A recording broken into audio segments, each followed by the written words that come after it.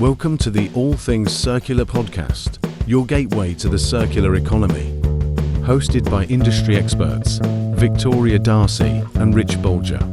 Every episode is proof that circularity isn't just good for the planet. It's a smart business decision. Our mission is simple: to empower, to inform, and to show you how to make the circular economy work for you.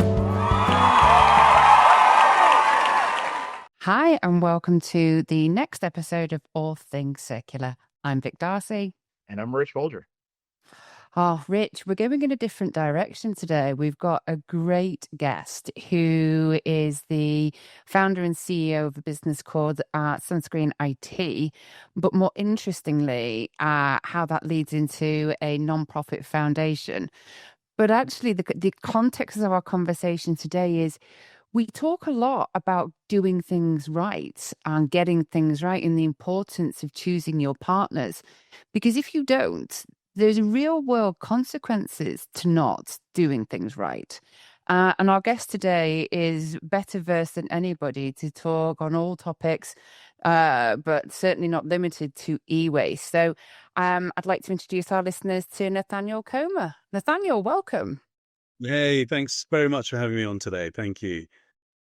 You are welcome. So, Nathaniel, let's dive straight in. Tell us a little bit about you. Tell us a little bit about SunScreen IT and the foundation, and then also kind of what has brought us here today, sort of how you and I connected and why we're all passionate about what we're going to discuss on today's podcast. Great stuff. Well, look, I mean, look at the name above you, right? Circularity is exactly how we're going to get out of this massive environmental problem, or almost a kind of generational or multi-generational problem that we're in at the moment with climate change and the impacts of that for now and the future. So it's all about circular, which is great. But that's where we are today. But where it all started, I went into IT in the IT industry straight out of university after a business degree, not really knowing quite where I wanted to go and what direction I'd find in life.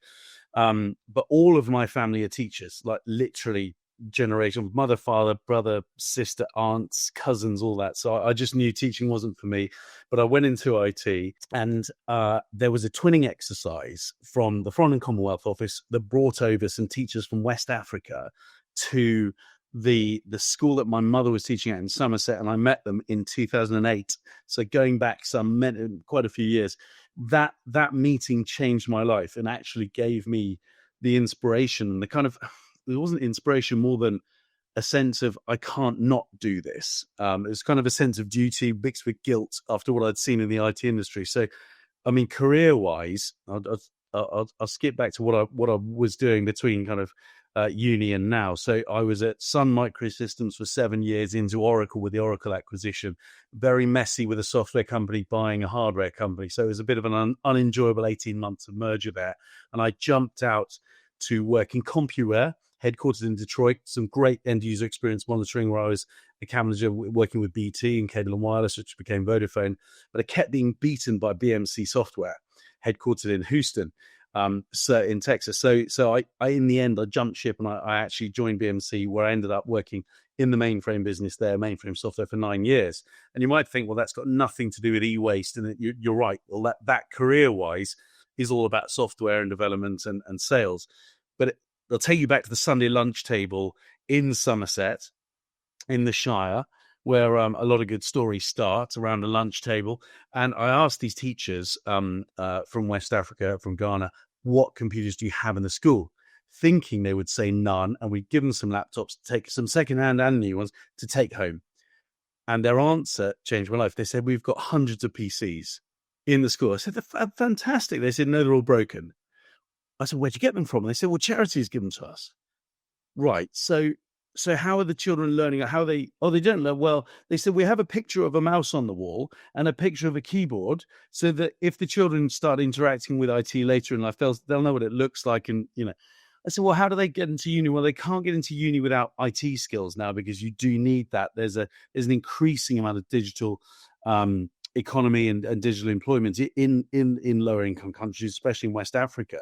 So you can't go to uni, you can't get what would be called a proper job. So what are the children doing when they leave? Well, they just go back to doing what their family have done generationally. And that's the definition of generational poverty, right? So this was an unbelievable. But so charities are giving you these computers. They say, yeah, but it's not all bad, because when we get enough of them, we stack them up and we burn them.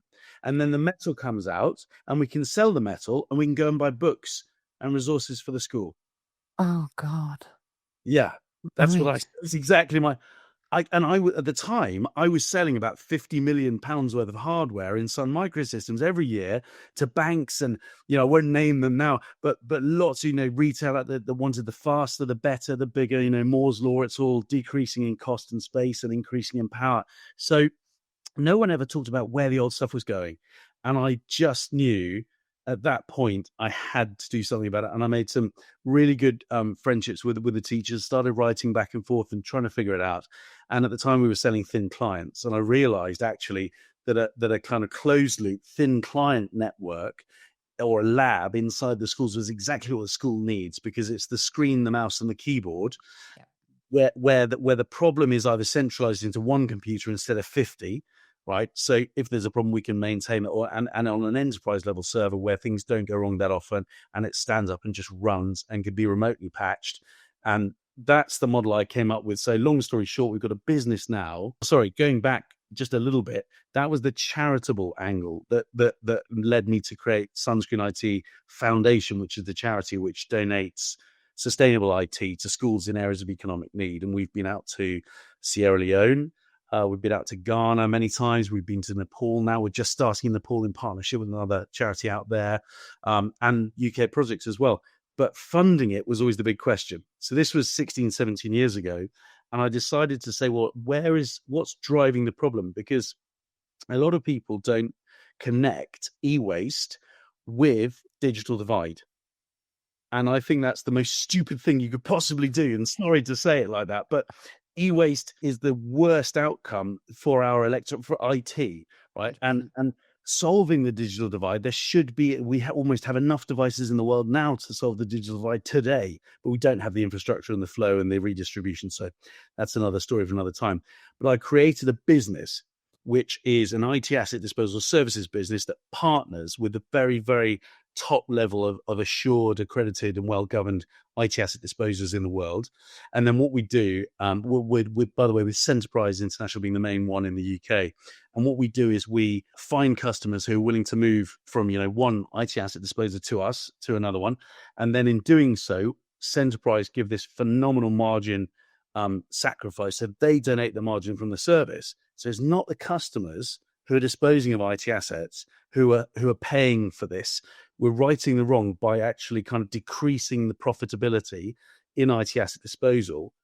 But at the same time, we're funding real outcomes with real children who are getting really good futures, 10 or 20 times the earning potential when they leave school, to build their communities out of poverty permanently. And that's the goosebumps stuff for us. We're getting more and more results from the IT asset disposal customers who realize, things like, well, we've always done it this way. We've always shredded drives. What about if we take a small tweak on that, chiropractic change, and start wiping them with really good data security? And we're coaching them all the time to reduce the e-waste, capture it at source, drag the money out of that, and put it into the digital divide and solving that. So a long answer to a short question. Sorry about that, but there you go. That's what we do.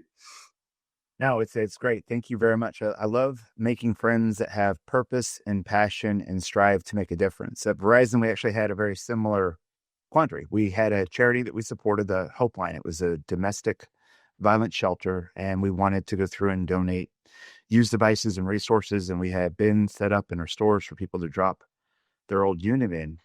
And when you try to go through and scale something like that, finding chargers and testing and making sure things work, not everything was economical to go through and be able to match to the next person. In fact, sometimes it cost more to go through and compile everything together, which took away real resources that could have been applied. Yeah. So what we were able to do with that, for the things that had monetary value, we sold them and we donated the profits to the Better Women's Shelter. Those that did not have a viable path, we responsibly recycled, because taking those things that could be considered trash that really don't have a functional use that could be deployed. You're just moving waste from one place to another. So if you had an opportunity to responsibly recycle it at that point, get the metals and use those to fund. Where it got really cool was we were able to go through and use the profits of that to buy new -1, new -2, new -3, something that someone had used that we had enough velocity in that could be easily deployed. And it was just a really smart way to go through and get that done. So I am seeing companies start to figure out how, but really cool that you have partners that have the heart to go through and enable the technology. I watch the videos as well, and we'll link them on our video, and I encourage everyone to watch it. But when you see asset tagging labels or license plates, the stickers on the computers that you're deploying, I'm like, that is something that someone used. It's been functionally tested, and you know what it is. So the concept of scaling used hardware in a manner that's not going to be sent to a country to pick out the 3 that work, and then it's that country's problem to deal with the 7 that doesn't.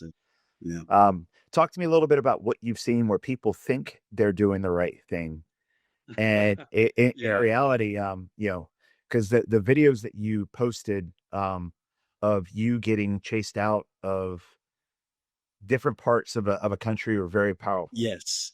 Yeah. Well, just to touch on what you just said. So that maturity, or it's, I won't say it's the Homer Simpson blowfish cycle. It's the maturity model that you went through there. Verizon, you mentioned there, where you knew there was a use for this device somewhere, and you went through should we do it ourselves? That's really painful and time consuming and costly.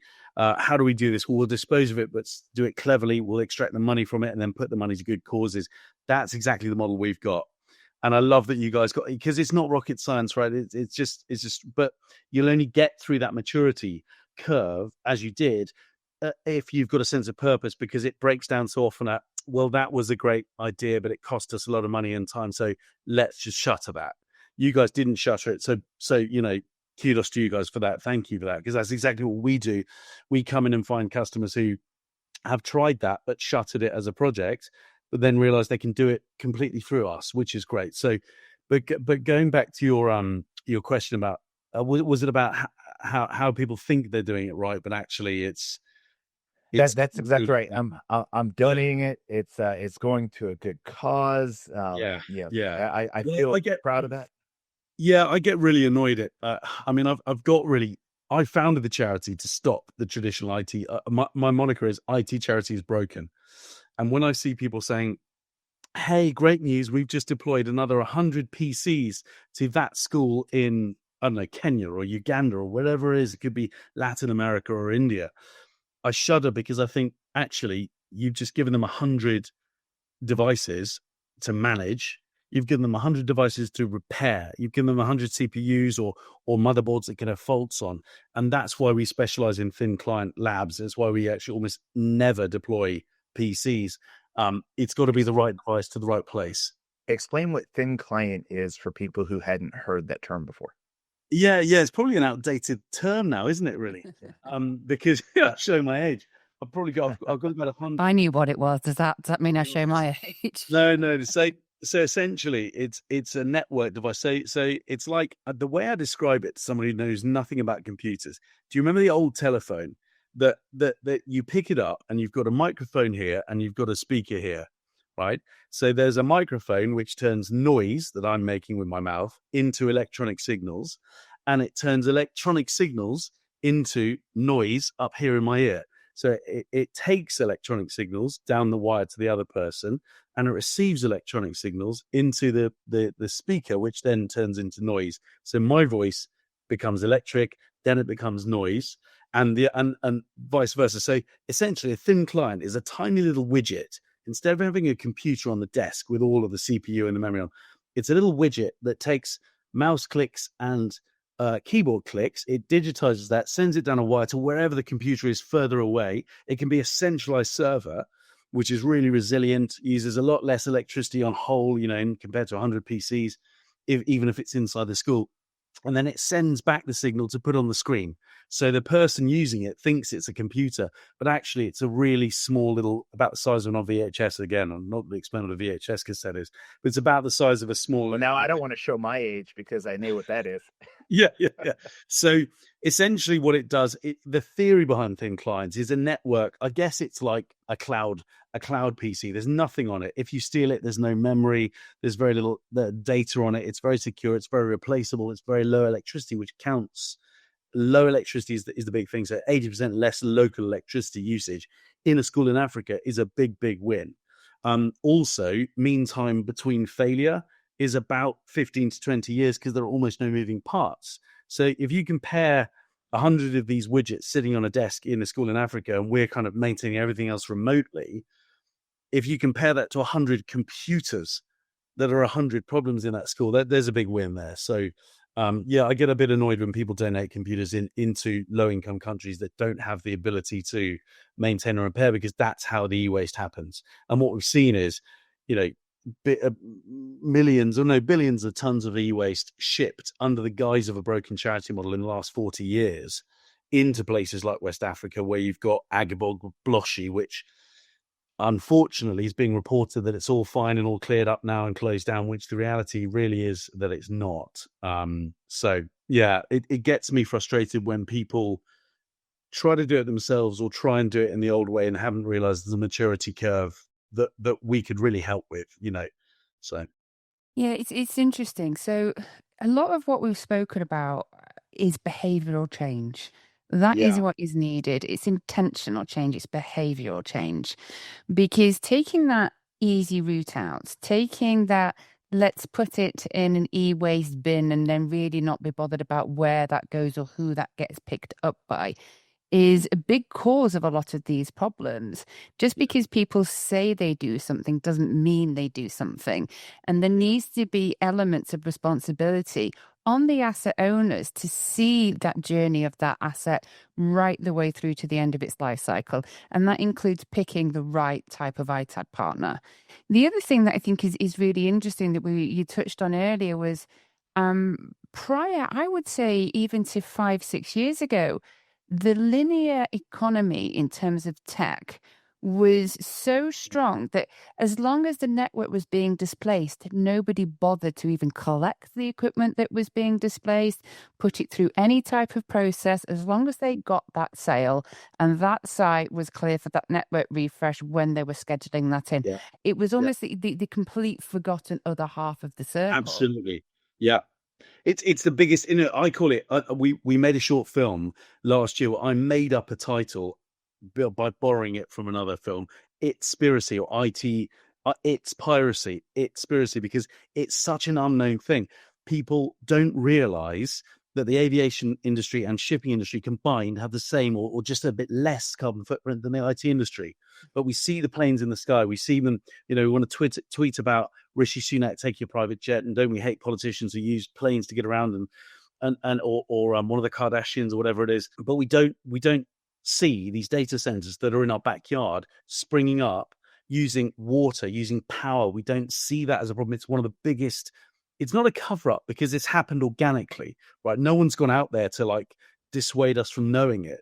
But because technology is in itself complex, we don't know what's in that big building that's just been put up in our local retail yard, right? The fact is there are trillions of transactions going through, powered by water, electricity, all this footprint. So it's understandable we don't know about it.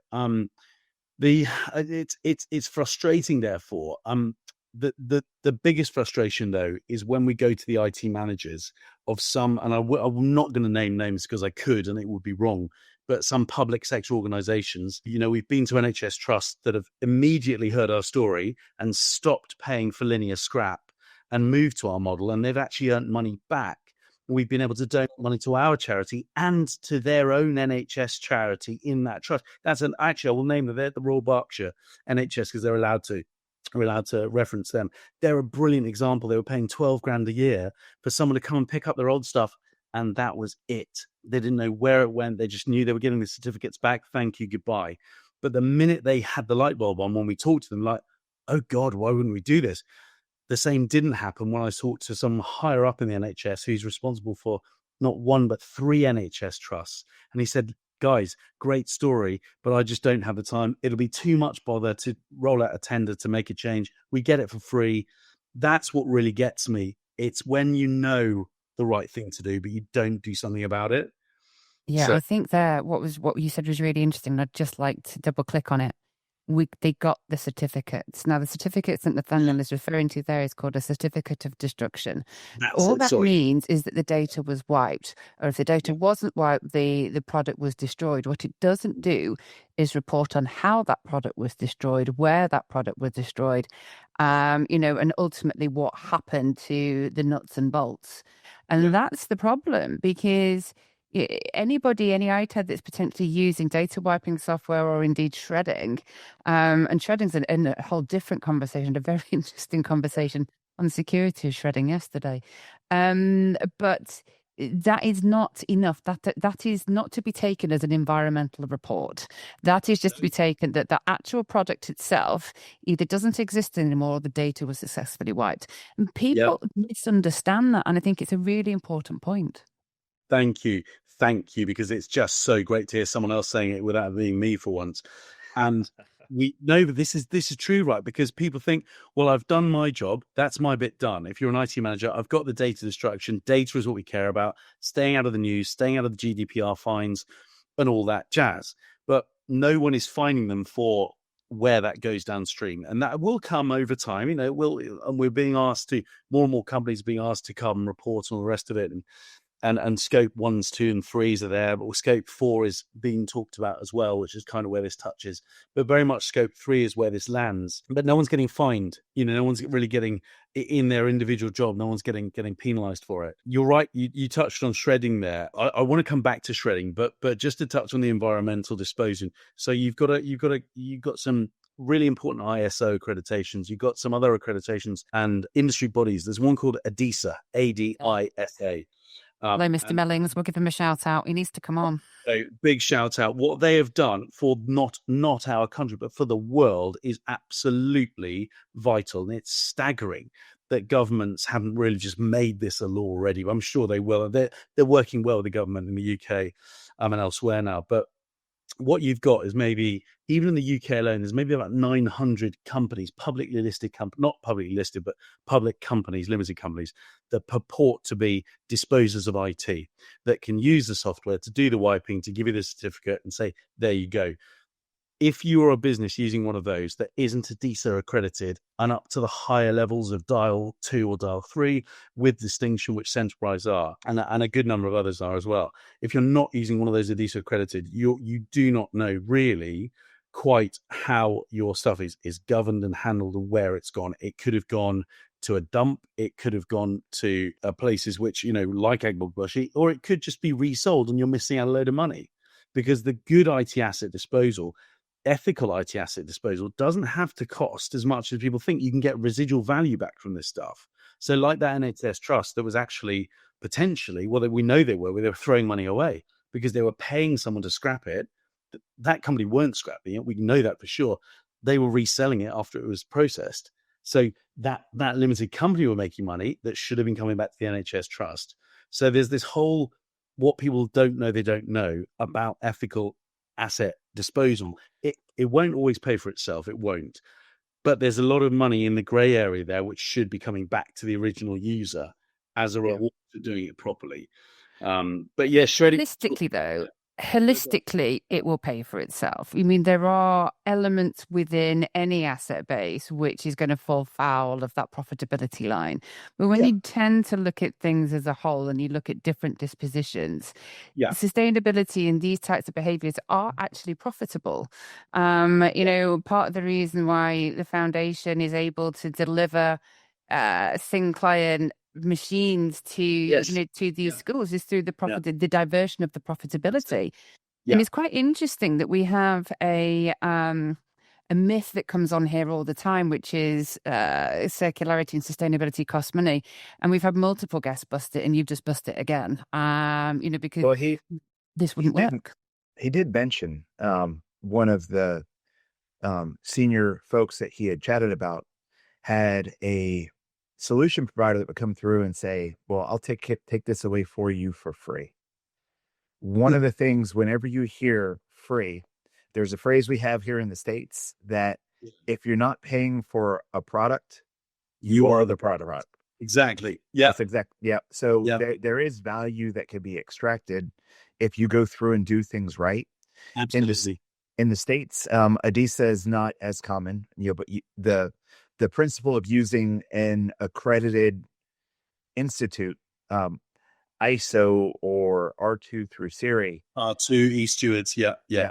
Give the confidence that something has been responsibly treated from a data standardization standpoint. Yeah. And at least audited and governed by a body that knows what they're doing. When I was the CEO of my last company, it was about $30,000 to keep that accreditation up every year. So it wasn't an inexpensive and wasn't an easy thing to go through and do, but it showed that there was an investment being made to do what's right. And not every recycler, not every ITAD adheres to that. And there's debate of the veracity and of it, but it steps in the right direction of going through and making sure that your partner is going through levels of scrutiny.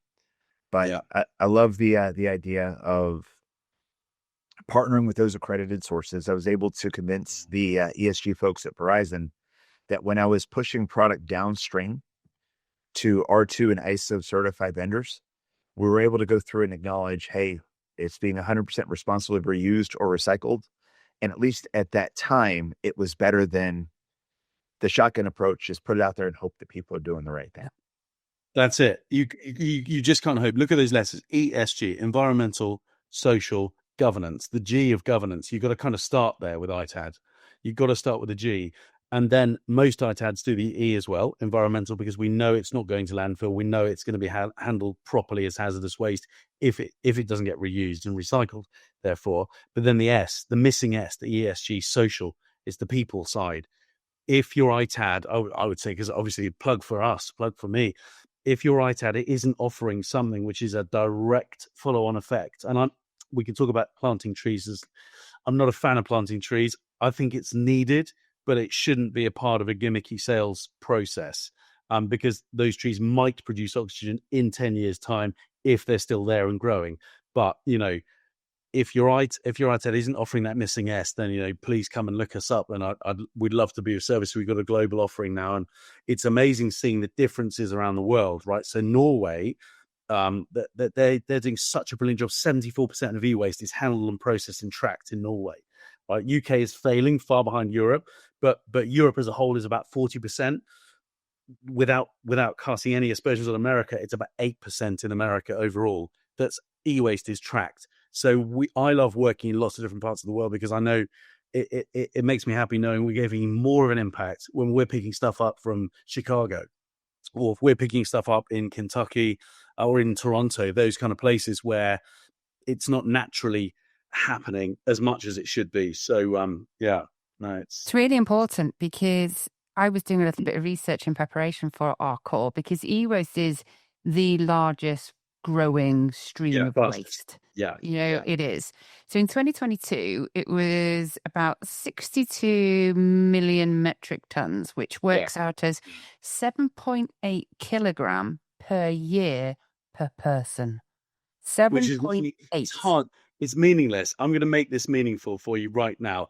Every year, we produce the same weight in e-waste as a line of A380 aeroplanes, which would nose to tail from JFK Airport in New York to Athens Airport in Greece. Wow. Okay. And 80% of it is unprocessed and missing. That's where I was going to go, because it said in 2022. No, that's fine. I'm going to steal it back though. Go ahead and steal it. 22.5% was formally collected. That's it. But the prediction is by 2030 is that the documented recycling is predicted to decrease. So here we are with all this tech, with all this knowledge, with everything that we now understand, and these communication skills, and yet it's predicted to decrease. Nathaniel, why do you think that is? Well, it sounds odd. It sounds really odd, right? Because recycling is generally increasing. Circularity, there's a brilliant report from Deloitte and others on this, but it's done it's paid for a bit by Deloitte, but actually it's produced by some really independent folk from World Economic Forum, the World Health Organization, and some really good scientists as well. The Circularity Gap report, which is brought out every year, the most recent one saw circularity going slightly backwards, right? But recycling, you see, the problem is recycling should be at the very end of our options, right? Circularity has to be at the top. We have to reuse stuff and keep it in life for longer. Just the example of the hard disk drives, right? There's 8 times more carbon footprint in an SSD, the manufacturing, than there is in a hard disk drive that spins, the old-fashioned ones, right? 8 times, which is scary. So if you can keep both in production, that's great, but it's really more important to keep solid state drives in production. But I don't see why recycling would decrease unless it's a positive that circularity has increased. So I'd have to look at that report. I don't know where it's come from. I'll send it to you. Yeah. And I was wondering. Well, I was wondering on the basis that the growth of the e-waste is predicted to grow by 32%. So by 2030, we're talking about 82 million. Yeah, maybe it's by percentage then. Yeah, so that's what I mean. Maybe the growth is outstripping the ability or the desire to recycle. Yeah. Well, which is sad, but again, we have to do something about this because it is, global warming is a platitude, and people don't often know what people. You say global warming, it's become so used. People are like, oh yeah, whatever. People don't actually know really what that means, right? All it means is the Earth's getting a bit hotter. And why? It's because the thickness of the air has doubled.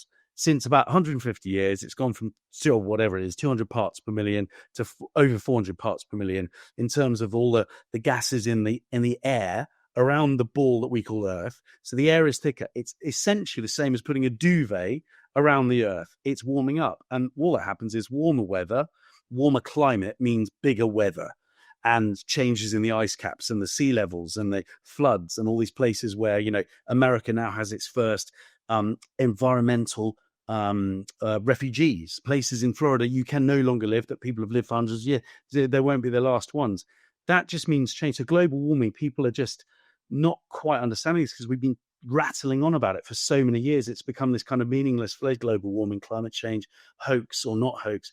Genuinely, if we don't do something about it, life as we know it, forget the planet. The planet will be fine when we're all extinct, right? The planet will be absolutely fine. It'll right itself. There'll be dolphins and beautiful birds in the skies. All the humans have killed each other and we've ruined our planet. It'll come back to life.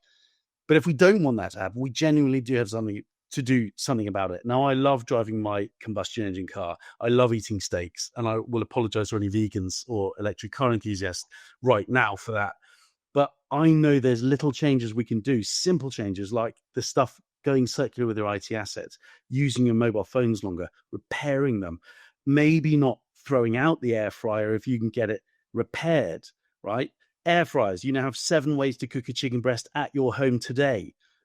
Think about it. You probably have 7 ways of cooking a single chicken breast.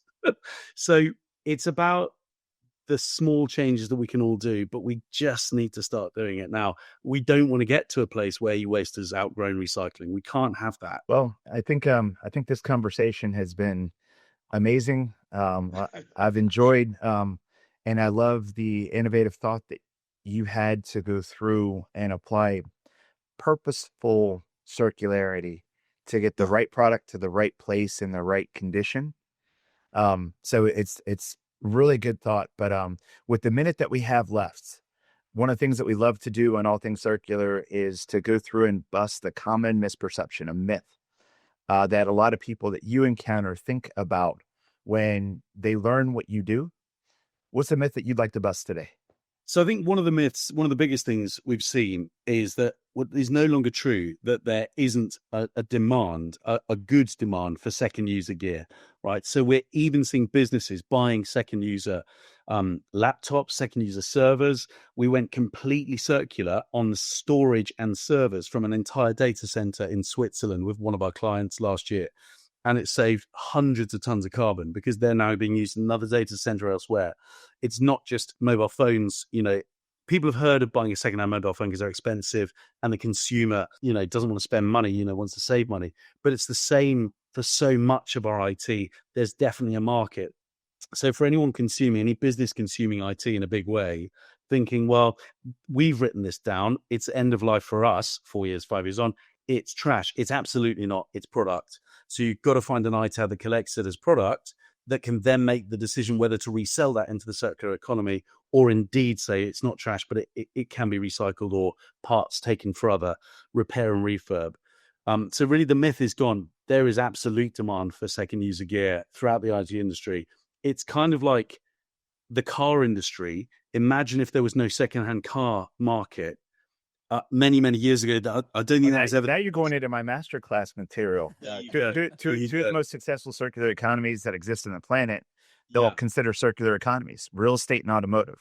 You're not going to recycle your house when you're buying a new house. You're not going to recycle your car. So. Can you imagine if someone said to you, well, I've had this house for 5 years. It's all great. Maybe I'll keep it another 5 years, and then I'm going to get it demolished. Yeah, it doesn't make sense for highly valuable, highly durable, and now platforms have made it super easy to go through a matched use supply with used demand, but doing it with intentionality. Nathaniel, it's been a pleasure meeting you and spending time with you today, going through and learning about how to make an impact. Vic, would you like to close us out? Yeah, great. I mean, Nathaniel, there's so much more to be said. I think you should come back, because we've not even got any far into kind of some of the real ecological damage. But Nathaniel, thank you so much for your time. It's great to hear stories like this, because, we keep using the word intentional. It's the word of the day. This intentional change, this behavioral change, that's what it's going to take to turn this thing round. So, with that said, Nathaniel, thank you very much for joining us. Rich, thank you for joining us as well. And this has been your latest episode of All Things Circular. Thanks for tuning in. Please head over to allthingscircular.com to learn more.